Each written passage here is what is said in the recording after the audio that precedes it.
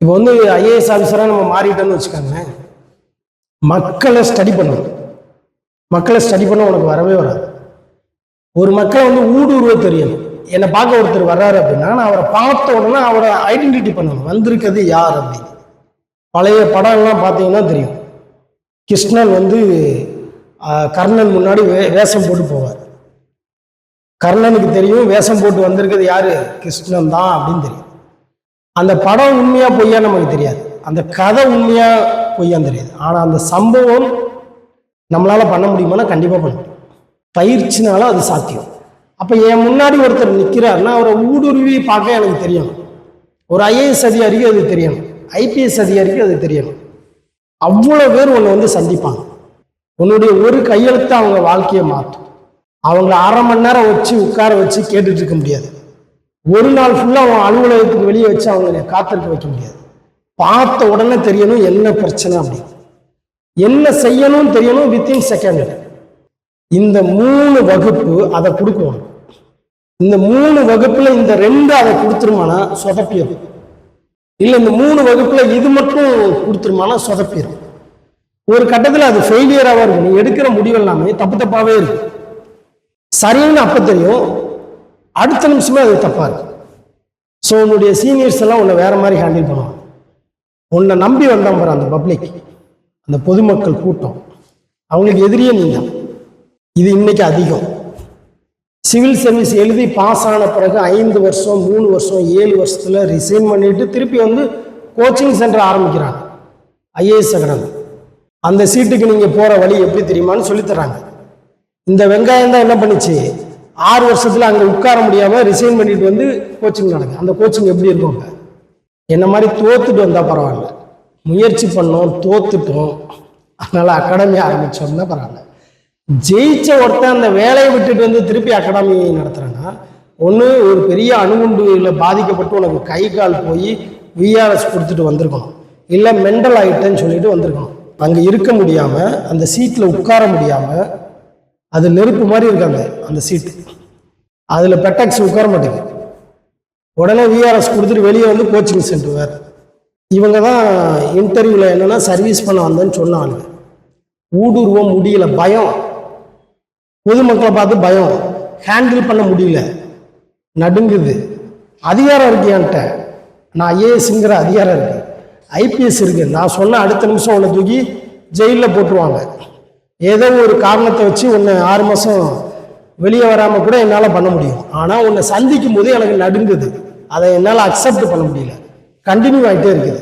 நான் டெய்லி பங்களாக்கு ஓடுறேன், வெளியே போகிறேன், மக்களை விட்டு தள்ளி போகிறேன், அது என்னை சும்மா விட மாட்டேங்குது, பின்னாடியே துரத்திட்டு வருது. அந்த கூட்டத்தோட ஓலம் இருக்குல்ல, அந்த ஏழையோட குரல் இருக்குல்ல, அது என்ன துரத்திட்டே வருது.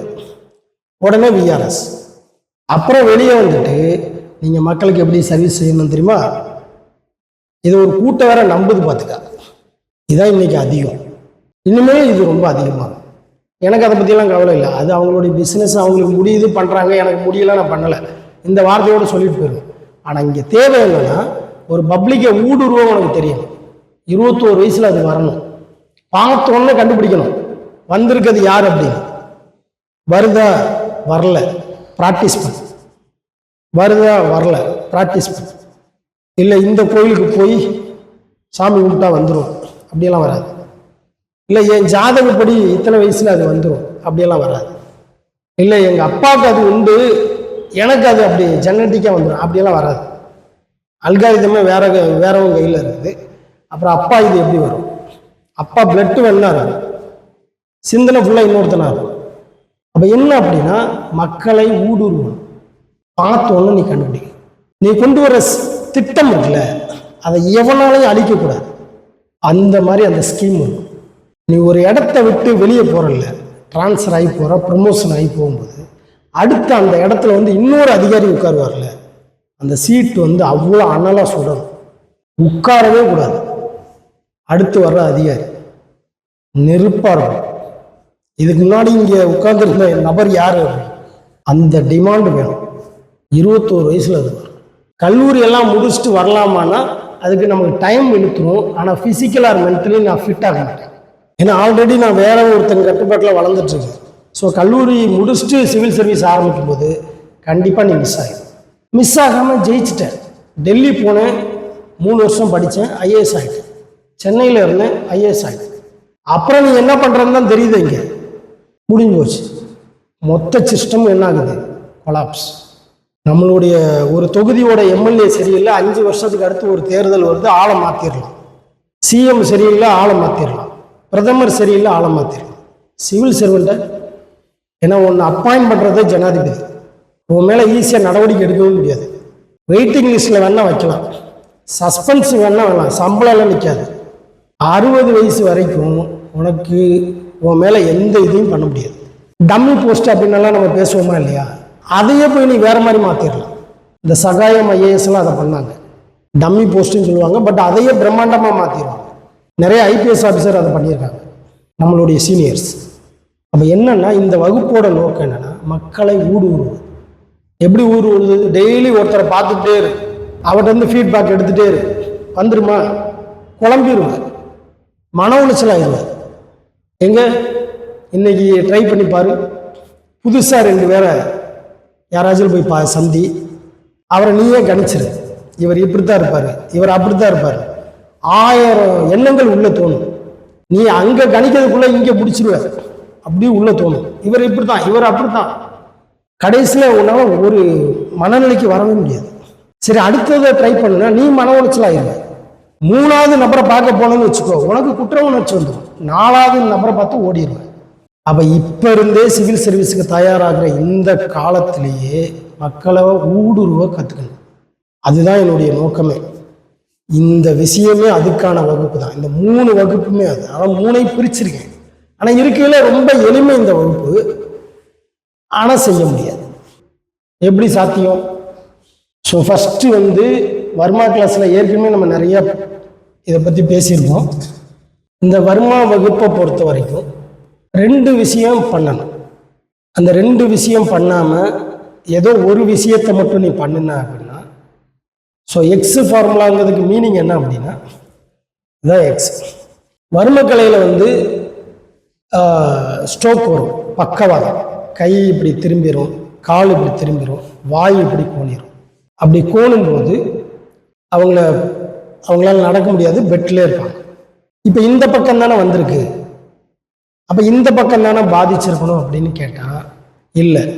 இந்த பக்கம் பாதிச்சா இந்த பக்கம் பாதிக்கும். இந்த மூளையில் உள்ள இரத்தத்தில் பிரச்சனை வந்ததுன்னா இந்த பக்கம் பாதிக்கும். இந்த மூளை பகுதியில் தலையில் பிரச்சனை வந்தால் இந்த பக்கம் பாதிக்கும். அப்போ இதை சரி பண்ணால் இது சரியாகும். இது வர்மக்கலையில் உள்ள அந்த வர்மக்கலையில் உள்ள மருத்துவ முறை. இதுதான் நான் எக்ஸுங்கிறது. உடனே எலன் மாஸ்க் வச்சுருக்கதை நம்ம வச்சுருக்கேன்னுலாம் சொல்லக்கூடாது. நான் 8th ஸ்டாண்டர்ட்லேருந்து இதை பேசிகிட்டு இருக்கேன், நான் பழகிட்டு இருக்கேன். அப்போ எக்ஸுங்கிறதோட மீனிங் என்ன? முரண்படுறது. முரண்படுன்னு அர்த்தம். செய்யாத, சரி தவறு, எப்படி. அப்போ என்ன அப்படின்னா, இந்த பயிற்சியை பொறுத்த வரைக்கும் இந்த 2 கான்செப்டில் ஏதோ ஒன்று உனக்கு பிடிச்சிருக்கு, இன்னொன்று எனக்கு வேணாம் அப்படின்னா ஒரு பக்கம்தான் வேலை செய்யும், இன்னொரு பக்கம் வேலை செய்யாது. இல்லை சண்டை சிவில் சர்வீஸ் தானே சார் படிக்க வந்திருக்கேன், அதுக்கு எதுக்கு சண்டை பயிற்சி சொல்கிறீங்க? உங்களுக்கு ஏற்பட்ட காயம் மாதிரி எங்களுக்கெல்லாம் காயம் ஏற்படணும்னா அப்படியெல்லாம் இல்லை. நம்ம ஏதாச்சும் டோர்னமெண்ட் போக போகிறோமானா அப்படியெல்லாம் கிடையாது. இல்லை பெரிய பெரிய சர்டிஃபிகேட்டெல்லாம் நமக்கு கிடைக்குமா? அப்படியெல்லாம் கிடையாது. இந்த பயிற்சி சிவில் சர்வீஸ்க்கு உனக்கு எப்படி பயன்படுதுன்னு தான் நான் முன்வைக்கிற ஒரே பதில். இது உனக்கு பயன்படும் சிவில் சர்வீஸ். அப்போ முறையாக கற்றுக்கணும். ஸோ இது வேணும் இது வேணாம் அப்படின்னு சொல்ல முடியாது. இப்போ மெடிடேஷன்லாம் பண்ணி என்ன நம்ம துறவியாக ஆக போகிறோம்? இல்லை சண்டை பயிற்சியெல்லாம் கற்றுக்கிட்டு நம்ம என்ன ஒரு பெரிய பாக்ஸர் ஆக போகிறோமா? இல்லை. அப்புறம் எதுக்கு இந்த வகுப்பு? இந்த கேள்வி இருக்கா இல்லையா? என்னுடைய விஷயம் என்னன்னா, இவ்வளோ நேரம் நான் பேசணும்னா இல்லையா, இந்த அல்காரிதத்தை உடைக்கணும் அப்படின்னா, அதாவது எல்லாத்துக்கும் உடைக்க முடியாது, உனக்குள்ள நடக்கணும் அப்படின்னா நீ இதில் இருந்தே ஆகும். இதில் இல்லை அப்படின்னா வாய்ப்பே கிடையாது. உன்னால் எதுவுமே பண்ண முடியாது. நீ நினைச்சது நடக்காது. சிவில் சர்வீஸ் ஆகணும் கண்டிப்பாக நடக்காது. இல்லை சார் நான் சென்னை போய் ஐஏஎஸ் ஆகிடுவேன், டெல்லி போய் ஐஏஎஸ் ஆகிடுவேன், வேணா ட்ரை பண்ணி பாரு. இல்லை ஏற்கனவே நிறைய பேர் பாஸ் பண்ணியிருக்காங்களே, அவங்க பெர்ஃபார்மன்ஸை போய் என்னன்னு பாரு. டாப்பர் ஆனவொன்னே கொண்டாடிப்போமா இல்லையா? அவங்க பெர்ஃபார்மன்ஸை கொண்டாடவே முடியாது. எல்லாத்தையும் நம்ம அப்படி சொல்ல முடியாது. எல்லா விஷயத்திலும் ஒரு விதிவிலக்கு இருக்கு. ஆனால் அது கண்ணுக்கு தெரியாது. ஆனால் மெஜாரிட்டி கண்ணுக்கு தெரியும். ஸோ இது ரெண்டு செய்யணும் அப்படின்னா காலையிலேருந்து சாயங்காலம் வரைக்கும் இந்த நினைப்பிலே நீ இருக்கும். நான் என்ன சொன்னேன் அப்படின்னா, காலையில் எந்திரிச்ச உடனே பாத்ரூம் போய் பழகு. காலையில் போனால் வராது. அப்படியே நான் தூங்கி எழுந்திரிச்சிட்டு பெட்லேருந்து நேராக டாய்லெட் போனால் எப்படி வரும்? இதெல்லாம் நம்ம பேசணுமானா கண்டிப்பாக இதை பேசி ஆகணும். ஏன்னா இது வராது உனக்கு. ஆக்சுவலி இது வரணும் அப்படின்னா இதை நான் பேசுகிறேன்னா இல்லையா, இது பேசியே ஆகணும், இதை நீ கேட்டே ஆகணும், இதை நீ ஃபாலோ பண்ணி ஆகணும். தூங்கி எந்திரிச்ச உடனே நேராக டாய்லெட்டு போகணும். வராது. ப்ராக்டிஸ் ட்ரை பண்ணிகிட்டே இருக்கும். காற்று தான் வரும், வரட்டும். அப்போ ப்ரஷ் பண்ணிட்டு கொஞ்சமாக தண்ணி குடிச்சிட்டு வரணும். கரெக்டாக 6:30 இங்கே காலையில் கிளாஸ்னா 6:15 நீ இங்கே இருக்கணும். ப்ராக்டிஸ். இப்போ உனக்கு பெரிய பயிற்சியெல்லாம் தேவையில்லை. சண்டை பயிற்சியில் பெரிய நீ ஆள், மெடிடேஷனில் நீ பெரிய ஆள், அப்படியே உட்காந்து கண்ணை மூடுனா அப்படின்னா மேலே போயிட்டு தான் கீழே வருவேன், அப்படியெல்லாம் எந்த அதிசயமும் இப்போ நமக்கு தேவையில்லை. அப்படி ஒரு அதிசயமே கிடையாது. அது வேற கதை. ப்ராக்டிஸில் உன் உடம்பு எப்படி இருக்குன்னு கவனிச்சுட்டே இருக்கு. காலையில் இருந்துச்சு இதை பண்ணிட்டு நான் அந்த டயத்தில் நிற்கிறானா அப்படின்னு. நான் இந்த பயிற்சிக்குள்ளே இருக்கும்போது பர்மா கலையை நான் முறையாக ஸ்கூலில் கற்றுக்கிடும் போது 8th ஸ்டாண்டர்டில் தான் இதை ஸ்டார்ட் பண்ண ஆரம்பிச்சேன். என்னுடைய மாஸ்டர் பேர் மாதவன், இன்னொரு மாஸ்டர் ராஜேந்திரன். இவங்க 2 பேரும் பெரிய லெஜண்ட். இவங்களுடைய ஸ்டூடெண்ட்டு நான். இப்போ ஸ்கூல்ல இருந்து ஹாஸ்டலுக்கு வரணும். ஸ்கூல் ரொம்ப பின்னாடி, ரொம்ப தூரத்தில் இருக்கும். எங்கள் கிளாஸ் ரூம் ரொம்ப தூரத்தில் இருக்கும். மெயின் கேட்டுக்கு வரணும்னா ரொம்ப தூரம். ஒரு 3000 ஸ்டூடெண்ட் ஸ்கூல் பில் அடிச்சோன்னா வெளியே வருவாங்க. இப்போ அவங்கள கடந்து நான் ஹாஸ்டலுக்குள்ளே ஹாஸ்டலும் ஸ்கூல் மாதிரியே தூரமாக இருக்கும். நான் டாய்லெட்டை போய் பிடிக்கணும். எங்கள் ஹாஸ்டலில் ஸ்டேட் பிளேயர்ஸ் அதிகம். ஸோ அவங்க தான் எப்போவுமே ஸ்டேட் லெவலில் இருக்கிறனால ஹாஸ்டலுக்கு வேகமாக டாய்லெட் எல்லாம் போயிட்டு யூனிஃபார்ம் மாற்றிட்டு போய் விளையாட போவாங்க.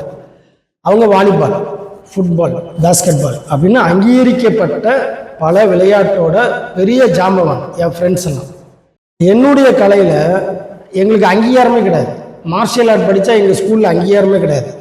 யாரும் அப்ரிசியேட் பண்ணவே மாட்டாங்க.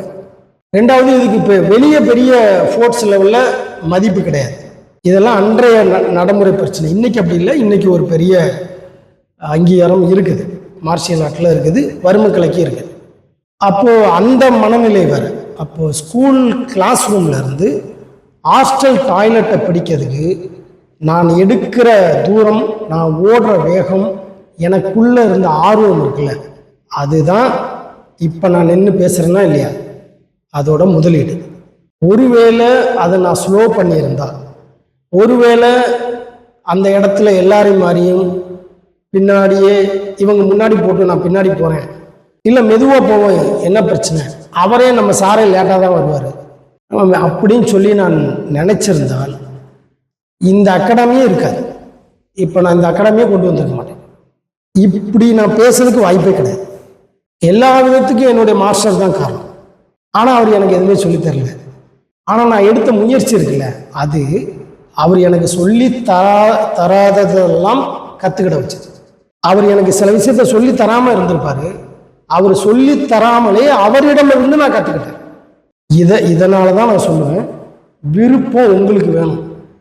சுயமான விருப்பம். நீயா விருப்பத்தை உருவாக்கணும்னு வச்சுக்க, அதுதான் உன்னை உருவாக்கும். தானா விருப்பம்லாம் வராது. எனக்கு விருப்பம் வந்தால் தானே சார் இந்த கிளாஸ்க்கு வர முடியும், எனக்கு விருப்பம் வந்தால் தானே ஒரு விஷயத்தை நான் செய்ய முடியும், எனக்கு உள்ளே இருந்து வரல சார், உள்ளே இருந்து வரல அப்படின்னு நம்ம மொத்த இந்தியாவில் உள்ள அந்த ஜென்சி இருக்குல்ல, அந்த 2 kids அவங்களுடைய மொத்த கேள்வியோட கேள்வி தான் இது. எனக்கு உள்ளே இருந்து வரணும், இப்படி வேணா போகும், இப்படி எதுவும் வராது. இந்த கேள்வி இந்தியாவோட கேள்வி. எனக்கு உள்ளே இருந்து வரவே இல்லை, அது எப்படி வரும்? பின்னாடி போகிறதே பிரச்சனையாக இருக்குது, அப்புறம் முன்னாடி எப்படி வரும்? உள்ளேயும் போக மாட்டேங்குது, வெளியும் வர மாட்டேங்குது. இன்னைக்கு எல்லாருடைய பிரச்சனை இது.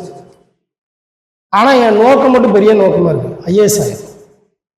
ஒரே அட்டம்ப்டில் எழுதுனா ஐஏஎஸ் தான், இல்லாட்டினா எழுதலாம் முடியாது. குரூப் 4 அதெல்லாம் முயற்சி பண்ண மாட்டேன். ஸோ விருப்பத்தை நீங்களாக உருவாக்கும். நான் அன்னைக்கு உருவாக்கணும். எனக்கு அதுதான் முடிஞ்சிச்சு. ஆனால் அதை 100% செஞ்சேன். ஆனால் என் கையில் ஃபோன் கிடையாது. ஒருவேளை ஃபோன் இருந்துச்சுன்னா கண்டிப்பாக நான் செஞ்சுருக்க மாட்டேன். இன்றைக்கி ஃபோன் இல்லாமல் இருக்க முடியாது. ஃபோன்லேருந்து நீ தப்பிக்கவும் முடியாது. இந்த வருஷம் வேணால் தப்பிச்சிருவேன், அடுத்த வருஷம் சிக்கிடுவேன். அதனால தான் நான் இப்படி பேச வேண்டியிருக்கு. அப்போ விருப்பத்தை நீயாக உருவாக்கணும். அந்த விருப்பம் எப்படி இருக்குன்னா அதற்கான முன் தயாரிப்பாக இருக்கணும். எதை பண்ண போறியோ அதற்கான முன் தயாரிப்பாக இருக்கணும். அது நடக்காமல் இருந்தால் கூட நீ காத்திருக்கணும். இந்த இந்த விஷயம் இருக்குல்ல, இதுதான் பயிற்சி. இந்த மாதிரி ரொம்ப சாதாரண விஷயத்தை, ஆனால் இது முடியாது. இது ரொம்ப சாதாரண விஷயம். இதை பண்ணாமல் இருப்போமா? நம்ம எந்திரிக்காமலே இருப்போமா? இல்லை, எந்திரிக்க தான் போகிறோம். ஆனால் எப்போ எந்திரிக்கன்னு தெரியாது. டாய்லெட் போகாமல் இருப்போமா? போவோம். ஆனால் எப்போ போவோம்னு தெரியாது. பல்லு தேய்க்காமல் இருப்போமா? தேய்ப்போம். ஆனால் எப்போ தேய்ப்போம்னு தெரியாது. தண்ணி குடிக்காமல் இருப்போமா? குடிப்போம். ஆனால் எப்போ குடிப்போம்னு தெரியாது. ரொம்ப சாதாரண விஷயம், ஆனால் உன்னால் முடியாது. இதுவே முடியாது, சிவில் சர்வீஸும் முடிச்சிருவாங்க. இதுதான் இன்னைக்குள்ள பெரிய பிரச்சனை. இப்போ இதில் இந்த வேகம் இருக்குல்ல, ஒரு வகுப்புக்காக நீங்கள் முன் தயாரிப்பு பண்ணுறல, அதுதான் கலை. அதுக்கு பேர் தான் நான் வர்ம கலைன்னு சொல்லுவேன். ஏன்னா நான் அப்படி தான் பண்ணேன். நான் அப்படி தான் உருவானேன். என் மாஸ்டர்லேருந்து நான் அப்படி தான் கற்றுக்கிட்டேன். 100 பேரை ஒரே ரவுண்டில் அடித்து படுக்க வச்சுருவேன். எனக்கு அது எதுக்கு, எனக்கு அது அந்த வேலை. ஆனால் நான் பெஸ்ட்டு ஃபைட்டர், மெடலெல்லாம் வாங்கிட்டேன். அடி வாங்கிட்டேன்னா 2 மடங்கு கொடுக்காம கிரவுண்டை விட்டு ஸ்கொயரை விட்டு வெளியே வந்ததா வரலாறே இல்லை. இது எதுக்கு சிவில் சர்வீஸ்க்கு அப்படின்னு ஒரு கேள்வி. இந்த முன் தயாரிப்பு உனக்கு ரொம்ப முக்கியம். மார்ஷியல் ஆர்ட்டோட ஃபார்முலா என்னன்னா, அது உனக்கு வேணும். நான் ஆசைப்படுறேன், நீ ஆசைப்படல, நான் ஆசைப்படுறேன். முறையாக தற்காப்பு கலை படித்தவன் கோவப்பட மாட்டான். எங்கேயாச்சும் சண்டை நடந்தால் விலகி போயிடும். எப்படி இருக்கு வேறுபாடு? சண்டை கற்றுக்கிட்டவன் எங்கே சண்டை நடந்தாலும் போய் நிற்கணுமா இல்லையா? நியாயத்துக்காக குரல் கொடுக்கணுமா இல்லையா? ரோட்டில் 2 பேர் சண்டை போட்டுட்டு இருக்காங்க, போய் தட்டி கேட்கணுமா இல்லையா? விலகி போயிடுவான். நான் சொல்றது முறையாக தற்காப்பு கலை கற்றுக்கிட்டவன், அதுவும் முறையான மாஸ்டர்கிட்ட கற்றுக்கிட்டவன். அது அதை விட பெரிய சிக்கல். அவனுக்கு ஈஸியாக கோபம் வராது. கோபப்பட்டால் அது வேற, பட் ரொம்ப எளிதாக அவனுக்கு கோபம் வராது. இதை உருவாக்குறது மார்ஷியல் ஆர்ட் மட்டும்தான் உருவாக்கும். வேற எதுவுமே அதை உருவாக்காது. இல்லைன்னா நீ எப்போ எப்படி மாறுவேன்னு தெரியாது. அந்த குணம் இருக்குல்ல, அந்த குணத்துக்காக மட்டும்தான் இந்த பயிற்சி வேணும்னு நான் சொல்றேன். இந்த பயிற்சி அந்த குணத்தை கொடுக்கும். அந்த குணம் வர்ற வரைக்கும் இந்த பயிற்சிக்குள்ள நீ இருந்தாங்க, முறையாக இருந்தாகணும், முறைப்படி கற்றுக்கிட்டவன்ட்ட இருந்தாங்க. அதனால தான் இது சிவில் சர்வீஸ்க்கு வேணும்னு நான் சொல்றேன். இது ஒரு பார்ட். இன்னொரு பார்ட் மெடிடேஷன் பண்ணுறது. ரொம்ப அமைதியாக இருக்கு. காலையில் எழுந்திரிச்சோன்னே என்னென்ன பண்ணணுமோ பண்ணிட்டு வந்து சூரியன் எந்த பக்கம் நிற்குதோ அந்த பக்கம் அப்படியே கண்ணை மூடி உட்காந்து நான் ஓஷோவை பற்றி நினைக்கிறேன், விவேகானந்தரை நினைக்கிறேன், ஜீசஸை நினைக்கிறேன், சிவனை நினைக்கிறேன், அல்லாவை நினைக்கிறேன். அப்படி நினச்சி அவங்ககிட்ட இருந்து நமக்கு வேண்டிய வரமெல்லாம் கிடைச்சிருச்சு அப்படின்னு நானாக கற்பனை பண்ணிக்கிறேன். உடம்பு நல்லா இருக்கு. இது மட்டும் போதுமானு கேட்டேன். இது என்னை பொறுத்த வரைக்கும் என்னுடைய சுய கருத்து என்னன்னா, இது இன்றைய காலத்தில் ஒரு பெரிய பைத்தியக்கார தொழிலாக இருக்கு. நிறைய பேரை நான் பார்த்துருக்கேன். அறவேக்காட்டுத்தனமாக இருக்கும். காலையில் எழுந்திரிச்சிருவாங்க, மெடிடேஷன் பண்ணுவாங்க, யோகா பண்ணுவாங்க, நல்லா இருக்கும். அவங்கள்ட்ட நம்ம பேசும்போது நமக்கு ரொம்ப ஆறுதலாக இருக்கும். அவங்க கூட நம்ம இருக்கணும்னு தோணும். ஆனால் அவங்களுக்கு ஏதாச்சும் ஒரு பிரச்சனை வந்துச்சுன்னு வச்சுக்கோங்க, சட்ட ரீதியாக ஏதோ பிரச்சனை, இல்லை உடல் ரீதியாக ஏதோ பிரச்சனை, இல்லை வெளியே இருந்து ஏதோ ஒரு பிரச்சனை வந்துச்சுன்னா, இவ்வளோ விஷயம் பண்ணுன்னு சொன்னாங்கல்ல, அந்த இடத்துல அவங்க இருக்கவே மாட்டாங்க. அப்படி எகெயின்ஸ்டாக இருக்கும். அப்போ இத்தனை நாள் நான் பண்ணினேன்ல மெடிடேஷன் அப்படின்னா அது ஒரு போலி, ஒரு காணல் நீர் மாதிரி. இது இன்னைக்கு பெரிய தொழில். இது சரி, அது செய்கிறாங்க, நிறைய பேர் செய்கிறாங்க, அது இருந்துட்டு போட்டோம், அதுவும் தேவைன்னு நான் சொல்லிடுவேன். ஆனால் என்ன விஷயம்னா, இதை பழகிறவங்க இதை ஈஸியாக பண்ண முடியாது, இதை பண்ணுறவங்க இதை ஈஸியாக பண்ண முடியாது. இதை ரெண்டையும் உனக்குள்ள மோத விட்டு பார்க்கலாம். அதான் எக்ஸ்ன்னு நான் சொல்லுவேன். சண்டை பயிற்சியை கற்றுக்கிட்டு தனியாக உட்காந்து பார்க்கலாம். ஒருத்தரை அட்டாக் பண்ணுறேன். இப்போ ரஜினிஸ்க்கும் நானும் ஃபைட் பண்ணி பார்ப்பேன், இல்லை கிருஷ்ணாவும் நானும் ஃபைட் பண்ணி பார்ப்பேன். அப்போ ஒவ்வொரு அசைவும் எப்படி வரும்னா, பஞ்ச் நல்லா பண்ணணும், நடு இடத்துல நெஞ்சில் அடித்து அப்படி எடுக்கணும், கிக்கு மேலே நல்லா பண்ணணும், இல்லை க்ளோவ்ஸ் எல்லாம் போட்டு சேஃப்டி எல்லாம் போட்டு நம்ம ஃபைட் பண்ணி பார்க்கணும். அப்போ என்ன ஆகும்னா, நம்மளுடைய எண்ணம் எப்படி இருக்கும், எதிரே இருக்கிற நபரை, அந்த எதிராளியை நம்ம அட்டாக் பண்ணணும். அப்போ காயம் படாத அளவுக்கு, வலி இல்லாத அளவுக்கு நம்ம அந்த கவசத்தெல்லாம் போட்டு எல்லாம் பண்ணுறோம்னு வச்சுக்கோமே. இப்போ சண்டைக்காக எல்லாம் பண்ணும்போது ஏற்படுற மனம் இருக்குல்ல, அதை தனியாக போய் மெடிடேஷன் போய் உட்கார்ந்த அப்படின்னா, இந்த மனதிலிருந்து விலகி அப்படி உட்கார்ந்தாதான் அது வரும், இல்லைன்னா வராது. இதை டெய்லி உனக்குள்ள மோத விட்டு பார்க்கணும். இதுதான் எக்ஸ் ஃபார்முலா. இப்போ உன்னை எவனும் அல்காரிதத்துல எல்லாம் ஃப்ரேம் பண்ணவே முடியாது. இப்போ நான் அதில் இல்லை, நான் என்ன தான் டிசைன் பண்ண முடியும், எவனும் என்ன டிசைன் பண்ண முடியாது. எங்கள் அப்பா வேணா என்ன டிசைன் பண்ணலாம், எங்கள் அம்மா பண்ணலாம், என் குரு பண்ணலாம், எனக்கு தெரியாத ஒருத்தெல்லாம் என்ன டிசைன் பண்ண முடியாது. இதை டெய்லி மோத விட்டு பார்க்கணும். இது முறையாக கற்றுக்கணும், முறைப்படி இருக்கிறவற்றை கற்றுக்கணும். யூடியூப்ல எல்லாம் பார்த்து கற்றுக்கிட்டேன்னு சொன்னால் நமக்கு குழப்பம்தான் வரும், தேவையில்லாத விஷயம் உடம்புக்குள்ளே நடக்கும். இது சிவில் சர்வீஸுக்கு போகிறவனுக்கு வேணும். நீ மக்களை ஸ்டடி பண்ணணும் அப்படின்னா, மக்களுக்காண்டி போகணும்னு நினச்சினா இந்த ஃபார்முலா உனக்கு தேவை. இந்த ஃபார்முலா இல்லைன்னு வச்சுக்கோமே, அதில் நீ தோற்று தான் போகணும். சர்வீஸ் வேணால் நீ வாங்கிடுவேன், ஆனால் தோற்று தான் போவேன். நான் நிறைய அதிகாரிகளை பார்த்துருக்கேன், என்னுடைய நண்பர்களை நிறைய பேரை பார்த்துருக்கேன். அவங்க போலியாக என்கிட்ட சிரிப்பாங்க. சந்தோஷமாக இருக்கிற மாதிரி என்னுடைய நண்பர்களாக இருக்கக்கூடிய ஐஏஎஸ் அதிகாரிகள் சிரிப்பாங்க. நான் புரிஞ்சுக்கிடுவேன், சந்தோஷமாக இல்லை, திருப்தியாக இல்லை. பணியில் செய்யும்போது அந்த பணியை போய் திருப்தியாக செய்ய முடியல, பலவிதமான நெருக்கடி, உடம்பு ஒத்துழைக்க மாட்டேங்குது, மனசு ஒத்துழைக்க மாட்டேங்குது, திட்டமே உற்பத்தி ஆக மாட்டேங்குது. ஆனால் ஐஏஎஸ் அதிகாரி, ஐபிஎஸ் அதிகாரி அப்படி மேலோட்டமாக அதிகாரத்தை வச்சுக்கிட்டு அவங்க அப்படி நகர்ந்து போயிட்டு இருக்காங்களே தவிர்த்து எதுவுமே பண்ண முடியல. இப்போ என்னன்னா, இந்த எக்ஸ் ஃபார்முலாவில் இருக்கிற இந்த வர்மா செஷனோட நோக்கமே என்னன்னா, சண்டைக்கலையும் மெடிடேஷனையும் தியானக்கலையும் மோத விட்டு பார்க்கறது. யாருக்குள்ள? உனக்குள்ள. வெளியே இன்னொருத்தன்ட்ட கிடையாது, உனக்குள்ள மோத விட்டு பார்க்கறது. இதுதான் வேணும். இதுக்கு சரியான ஒரு பயிற்சியாளர் இல்லாமல் நீ பண்ணிட முடியாது, பண்ணவும் கூடாது. ஆனால் ரொம்ப எளிதானது. ஸ்கூல் லைஃப்லேயே இது வளர்ந்தன்னு வச்சுக்கோ, கல்லூரியிலே இது வளர்ந்தன்னு வச்சுக்கோ, சிவில் சர்வெண்ட்டாக உள்ளே போகும்போது இந்தியாவில் ஒன்றை மீறி ஒருத்தரனால செயல்படவே முடியாது. இந்த பயிற்சியை மீறி இன்னொரு பயிற்சியை உனக்கு முன்னாடி ஒருத்தர் வச்சிருவானா என்ன? சென்ட்ரல் கவர்மெண்ட் உனக்கு அப்படி ட்ரைனிங் பண்ணிடுமா? ஸ்டேட் கவர்மெண்ட் பண்ணிடுமா? அதனால தான் முசோரியில் உங்களுடைய பேட்டர்னே மாற்றுங்கன்னு நான் கோரிக்கை வச்சுட்டேன். உங்கள் பேட்டர்னில் நிறையா தப்பு, அது முன்னாடி ஒத்து வரும், பட் இனிமேல் ஒத்து வராது அப்படின்னு நான் சொல்கிறேன். ஸோ இது ரெண்டையும் உங்களுக்குள்ள மோத விட்டு பார்க்குறது. சண்டைக்கலையும் தியானக்கலையும் வேணும்.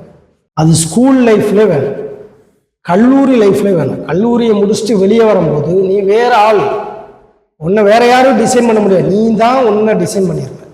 இப்போ நீ சிவில் சர்வீஸுக்கான தகுதியான நபர். இப்போ நீ ஃபர்ஸ்ட் அட்டெம்ப்ட் ட்ரை பண்ணுன்னு நான் சொல்கிறேன்.